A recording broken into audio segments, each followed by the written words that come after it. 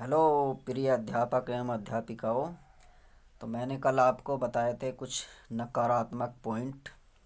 आज भी हम कुछ नकारात्मक पॉइंटों को देखेंगे कि जो ऑप्शन में नकारात्मक प्रश्न पूछे जाते हैं उनके लिए हम किसको देखते हैं। जैसे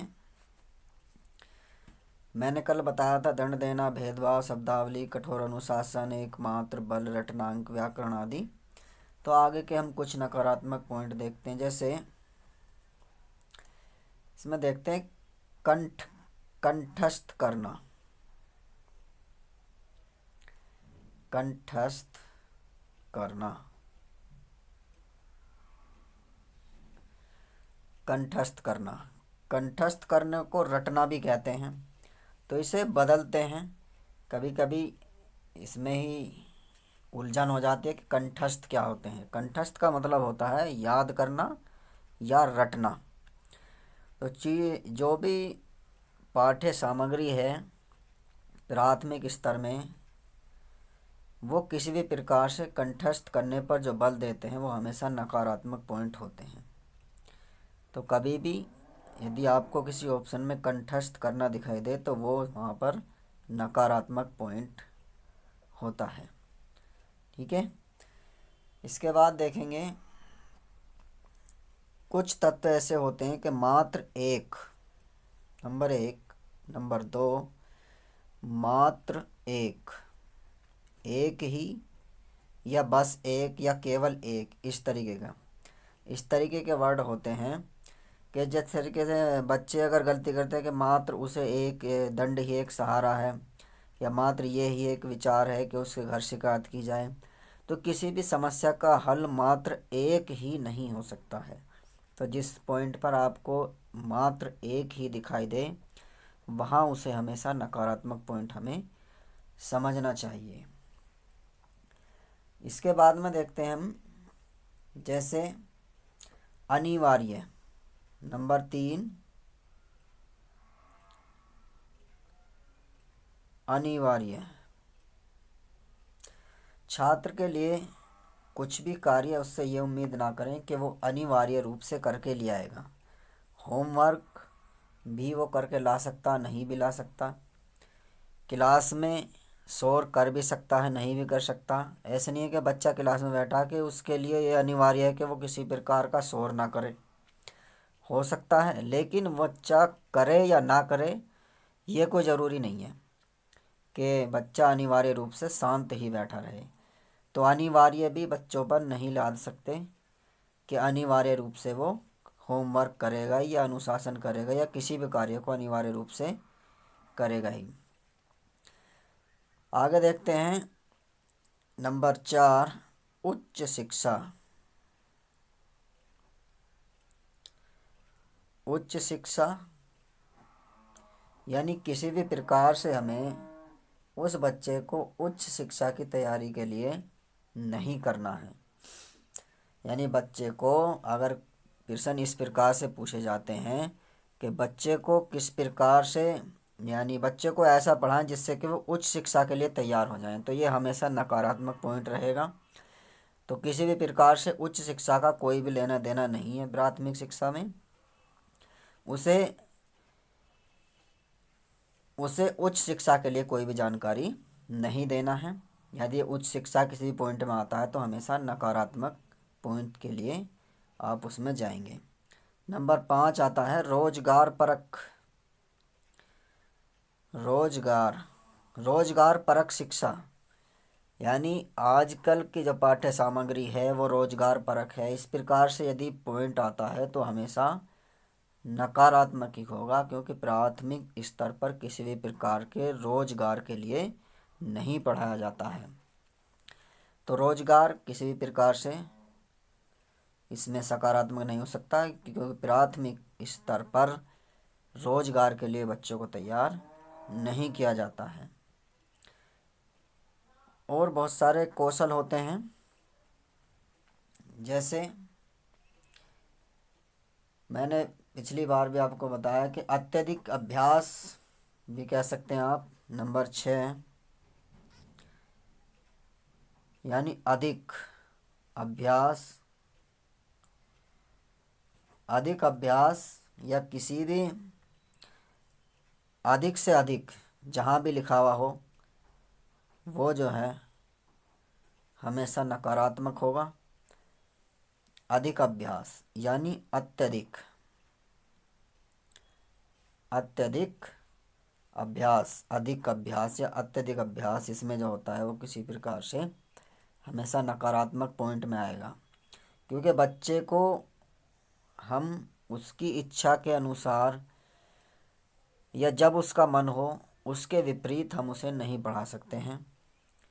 यदि बच्चे को भूख लगी हुई है या वो कहीं बाहर जाना चाहता है, जैसे पानी पीने जा सकता है, तो हम उसे रोक कर ज़बरदस्ती नहीं पढ़ा सकते।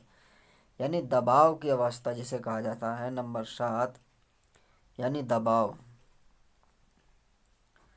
दबाव या नंबर 8 डर, दबाव या डर। दबाव भी जो है यानी बच्चे पर किसी प्रकार से यदि आप दबाव से पढ़ाएंगे तो कम सीखेगा, यदि उसे स्वयं सीखने के लिए कहेंगे तो वो अच्छा सीख पाएगा।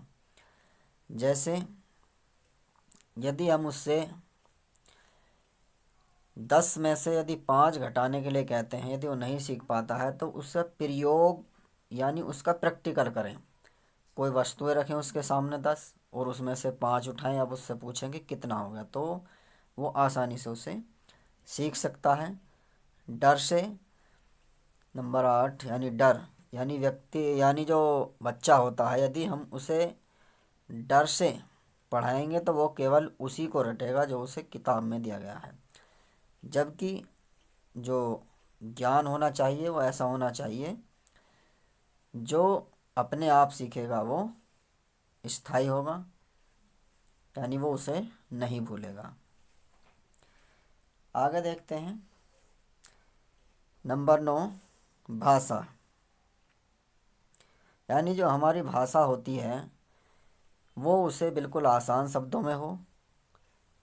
किसी भी प्रकार की अंतर्राष्ट्रीय भाषा या राजकीय भाषा का पढ़ाने कर उस पर जोर जो है ना डालें, मातृभाषा में ही उसे शिक्षा दें।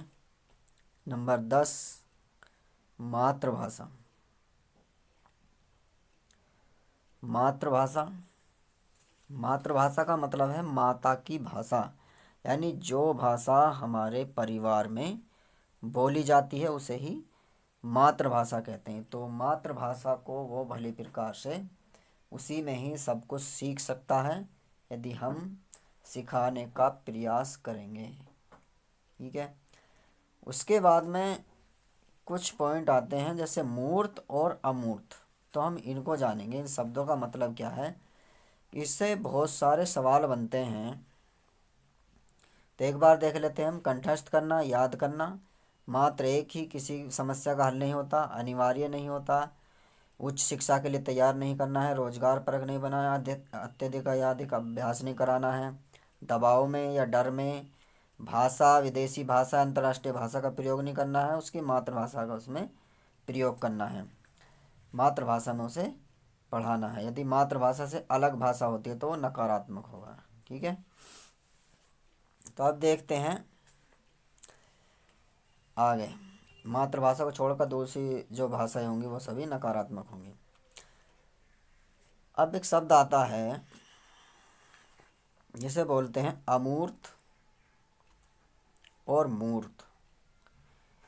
ये शब्द आपको बहुत सारे प्रश्नों में लिखा हुआ मिलेगा। क्या इसका मतलब आपको पता है? मूर्त और अमूर्त, मैं इसकी व्याख्या करूँगा जिससे कि आपके भली प्रकार से समझ में आ जाए। यदि किसी भी सवाल में आपको ये शब्द दिखे हुए होते हैं मूर्त और अमूर्त।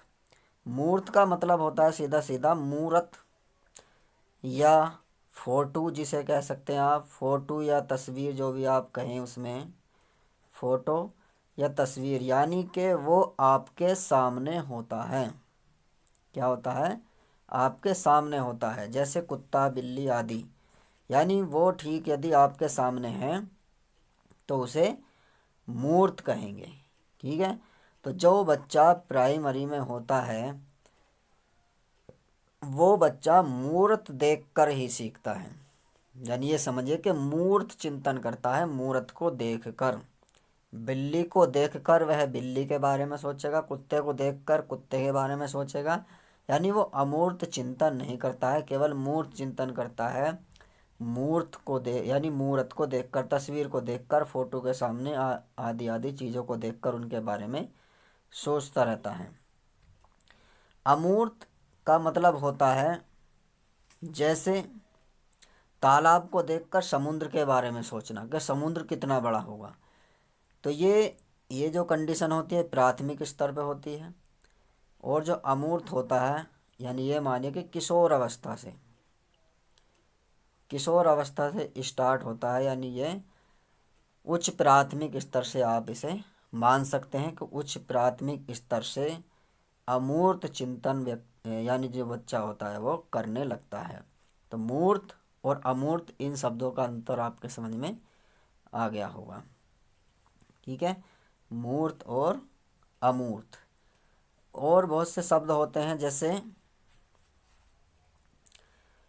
नकारात्मक सकारात्मक का तो आपको पता ही होगा। जैसे देखते हैं अनुकूल और प्रतिकूल। अनुकूल और प्रतिकूल। अनुकूल और प्रतिकूल। प्रतिकूल का मतलब उल्टा यानी बच्चे का विरोधी। अनुकूल मतलब बच्चे का साथ। यानी जैसे वातावरण दे दिया, वातावरण जो है बच्चे के अनुकूल होना चाहिए। वातावरण बच्चे के अनुकूल होना चाहिए, ना कि प्रतिकूल। ठीक है। अब अनुशासन जो है वो कभी कभी प्रतिकूल भी होता है, यानी बच्चे की इच्छा से अलग भी हो सकता है। ठीक है, तो अनुकूल और प्रतिकूल। अब बहुत से शब्द आते हैं जैसे अन्योन्याश्रित। अन्योन्याश्रित। अन्योन्याश्रित का मतलब होता है एक दूसरे पर आधारित। यानी एक दूसरे से जो चीज़ें जुड़ी हुई होती हैं, एक दूसरे से जो चीज़ें जो जुड़ी हुई होते हैं, जैसे इतिहास से भूगोल, भूगोल से इतिहास, इतिहास से विज्ञान, ये सभी चीज़ें एक दूसरे से जुड़ी होती हैं। भाषाएं, मातृभाषा से राजकीय भाषा, राजकीय भाषा से अंतर्राष्ट्रीय भाषा, ये सभी जो है एक दूसरे पर आश्रित होती हैं, यानी ये उससे जुड़ी हुई होती हैं किसी न किसी प्रकार से। तो यदि आपसे इस प्रकार का पूछा जाता है कि अन्योन्याश्रित होती हैं या अंत संबंधी होते हैं, जो कौशल होते हैं वो भी हमारे अन्योन्याश्रित यानी एक दूसरे पर आधारित होते हैं। एक होता है अंत संबंधित। अंत संबंधित, अंत संबंधित का मतलब है यानी वो अंदर से संबंधित होते हैं। इसका और इसका शब्दों में जो है कोई ज़्यादा बड़ा अंतर नहीं है। अंत संबंधित यानी वो भी संबंधित होते हैं, अन्योन्याश्रित एक दूसरे पर आश्रित होते हैं। संबंधित और आश्रित होते हैं। ठीक है, यानी एक दूसरे से किसी न किसी प्रकार से जुड़े हुए होते हैं। तो ये हमारे आज के कुछ नकारात्मक पॉइंट थे और मैंने कुछ शब्दों को क्लियर किया। तो इस पर आप देखें तो नकारात्मक पॉइंट, और हम कल आपको बताएंगे कि पॉजिटिव पॉइंट यानी सकारात्मक जो है कहाँ से किस प्रकार के शब्द होते हैं, उन पे आप देखें। तो हमने 2 वीडियो बना दिए हैं, इनका अभ्यास करते रहें। इन शब्दों को रखकर आप पेपर को हल करें कि ये किस किस वाक्य में इस प्रकार के शब्द आ रहे हैं। उन शब्दों को चुनें कि वो नकारात्मक हैं या सकारात्मक हैं। ठीक है, मिलते हैं फिर।